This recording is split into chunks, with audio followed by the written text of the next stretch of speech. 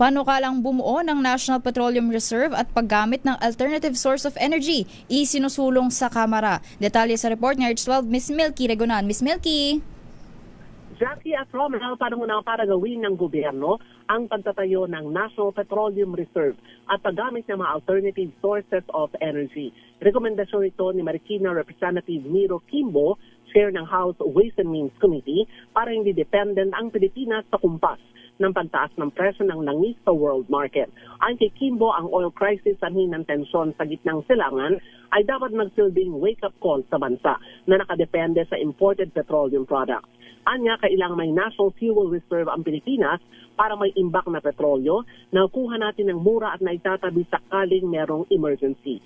Sabi ni Kimbo, panahon na para gumamit ang bansa ng alternative energy sources na available sa bansa, gaya ng geothermal at natural gas.